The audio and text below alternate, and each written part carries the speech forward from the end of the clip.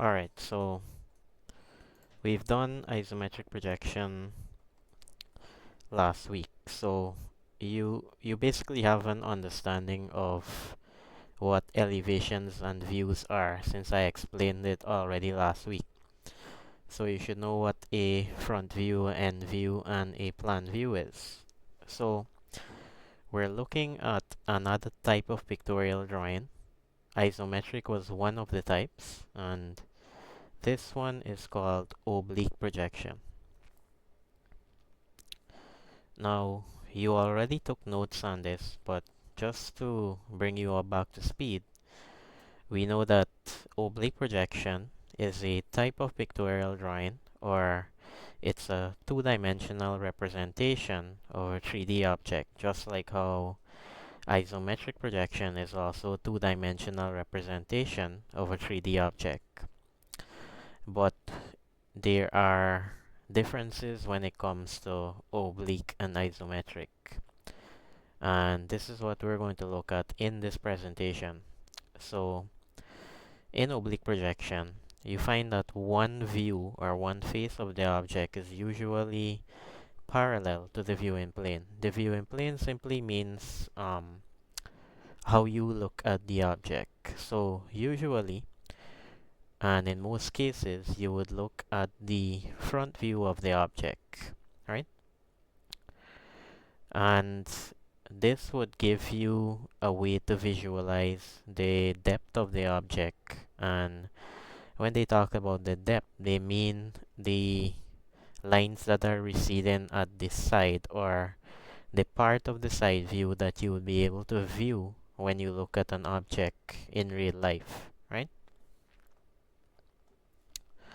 So just to give you a better explanation of what I just said, we have the two main types of oblique projection along with some drawings to better explain it to you.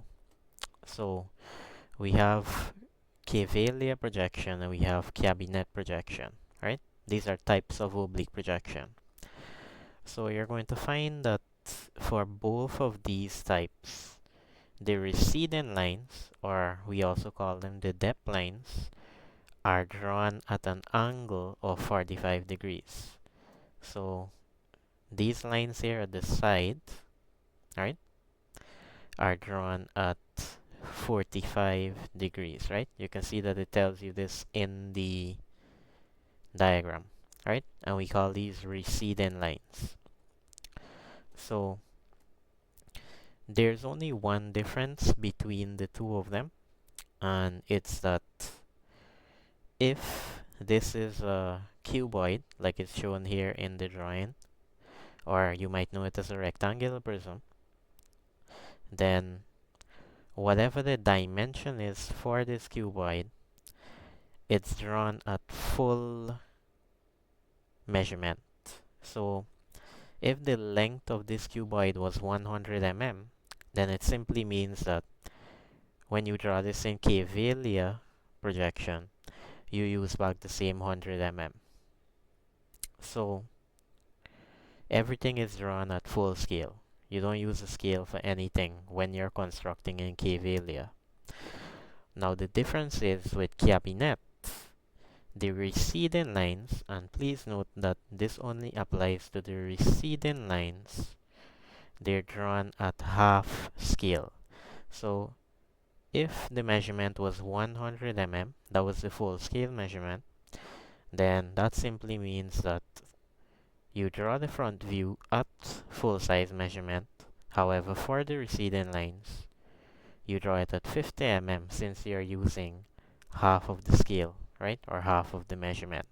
So it's pretty simple, right? It's pretty straightforward. I don't think anybody should have a hard time understanding that. And it's very important that you remember that the front view is always drawn to its full size, right? The half scale would only apply to the receding lines, right?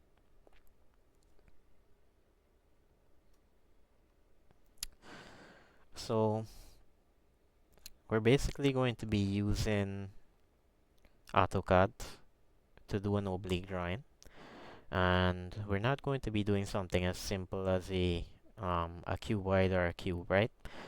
We can use like the same drawing that we did for the isometric projection last week. So you'll be able to compare the two of them, see how they look different, right? And these are just some steps that I made notes of here for you, so that